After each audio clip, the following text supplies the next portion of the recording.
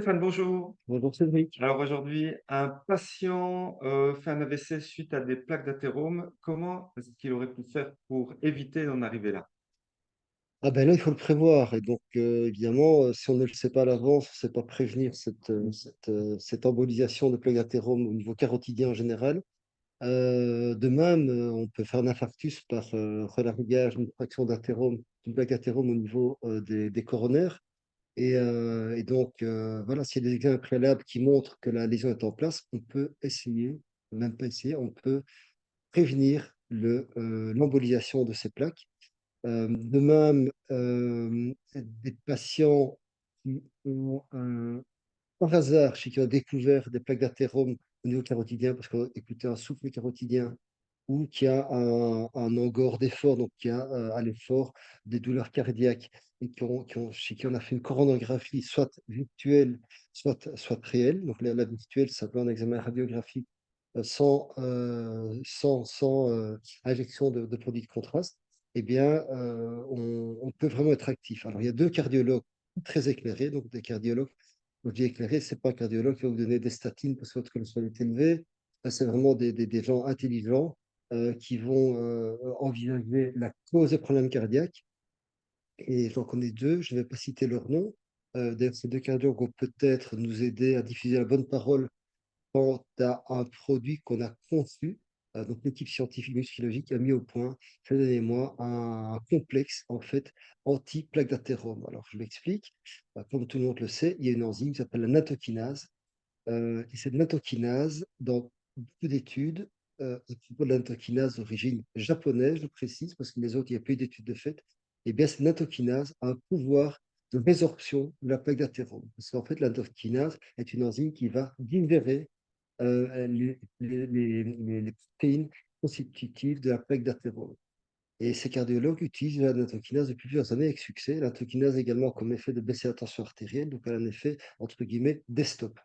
Cette nattokinase ne sert pas qu'à ça. Elle peut servir également, tout comme des enzymes digestives, comme la bromélanine, comme la streptokinase, etc. Ça peut servir à digérer des protéines inflammatoires, qu'elles soient dans les plaques d'athérome, qu'elles soient post-traumatiques, on a un accident sportif, on a un œdème, eh bien, on peut résorber cet œdème ou cet hématome grâce à des enzymes de ce type-là.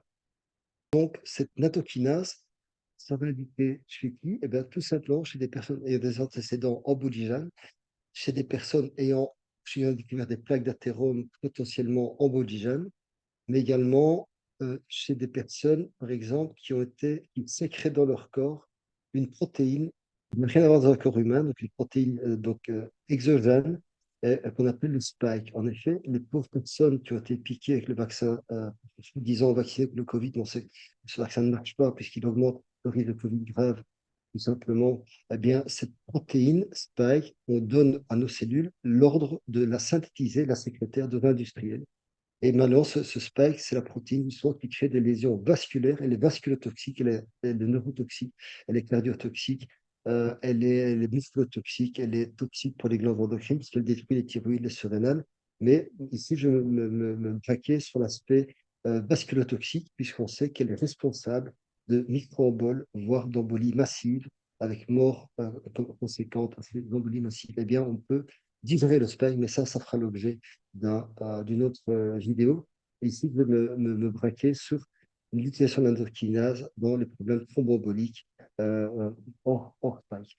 Eh bien, on a, dans avec l'équipe scientifique du labo, on a dopé cette endokinase. On a fait qu'elle est beaucoup plus active parce qu'on a mis dans le complexe, on a mis des substances en fait, qui vont l'aider à faire le job et des substances naturelles. Alors, par exemple, on a mis l'ail noir. En fait, l'ail noir, donc c'est de l'ail qui a été fermenté, contient des substances qui ont un naturel, qui ont un effet anti-hypertensif, mais qui ont également un effet anti-emboligène. On a également mis du resveratrol dedans. On a également mis évidemment la nattokinase, la vitamine C. On a mis également une certaine vitamine E. Donc, des études prouvent qu'elle a un effet anti-plaque aromatose. On a mis également de la K2. Alors, la K2, pourquoi de la K2? Donc, d'abord, je précise, K1, c'est pas K2. K2, c'est pas K1.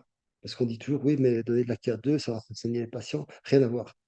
Donc, c'est la K2. Alors, la K2 a un effet anticalcique dans les tissus. Donc, je m'explique. Il faut savoir que les plaques d'athérome, il y a du cholestérol dedans, mais le cholestérol n'a rien à voir dans l'histoire. Le cholestérol, il n'arrive qu'en deuxième temps. Le problème, c'est que pour un patient, une personne présente un état inflammatoire, même une inflammation de bas grade, avec un CRP, donc ultrasensible légèrement élevé, eh bien, il a tendance, cet état métabolique a tendance à faire précipiter le calcium dans les tissus mous. Le calcium précipite dans les parois artérielles, et puis le cholestérol qui passe par là, eh bien, il se fixe sur le calcium, et la plaque d'athérome arrive dans un deuxième temps. Mais il faut arrêter de croire que c'est le cholestérol qui fait des plaques d'athérome, c'est faux. D'ailleurs, on a autant d'infarctus que de problèmes cardiaques chez des gens qui ont un cholestérol bas ou un cholestérol élevé. On a autant d'infarctus chez des patients sous statine que pas sous statine. Le cholestérol, il n'a rien à voir, c'est le calcium qui est dans l'histoire. Et d'ailleurs, la preuve, c'est que quand on donne un supplément calcique à un patient, il ne faut jamais faire, hein. Donc, on voit beaucoup de patients en ostéoporose qui reçoivent du calcium à forte dose. Ça n'a aucun sens, puisque ce calcium, si la personne est en état inflammatoire, va aller se précipiter dans les parois artérielles et risque de faire des plaques d'athérome. D'ailleurs, on a plus de problèmes cardiovasculaires que les patients qui prennent du calcium pour leur ostéoporose que les autres. Mais la K2 a comme effet d'empêcher ce calcium de se précipiter dans les parois artérielles, mais également empêche le calcium de se précipiter dans les vésicules biliaires, dans les reins, et elle va plutôt envoyer le calcium là où il faut, c'est-à-dire dans les os. Donc la K2 doit toujours être administrée conjointement à la vitamine D, toujours, toujours. Et donc dans notre complexe qu'on vient de mettre au point, qui est d'ailleurs commercialisé depuis quelques jours, on a mis la K2. On a également mis une vitamine B1 dopée. Alors, je ne vais pas vous dire ce que c'est, secret industriel, mais la B1 dopée va vraiment aider à faire le job. Et ce complexe, on l'a appelé circulactif. À mon avis, ça va être un gros buzz parce qu'on a vraiment un effet spectaculaire, potentiel, d'après toutes les études, pour faire le job.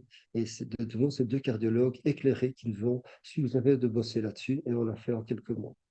Ce, ce type de complément est plutôt à prendre sur du long cours ou sur des petites Ah périodes? oui, en tout cas, décalcifier une vésicule, enfin, décalcifier une Mhm, paroi artérielle, c'est pas en 3 jours, 2 semaines ou un mhm. mois que ça se fait, c'est sur le long cours, évidemment. Et on peut d'ailleurs attester par des examens radiologiques, par des coronarographies ou des Mhm. angiographies, on peut attester que les plagatérome vont être réduites. Ça a déjà été fait par la nattokinase seule, mais ici, évidemment, il faudra faire le job avec ce circulatif qu'on met sur le marché. Bien, merci beaucoup, à la prochaine. Avec plaisir.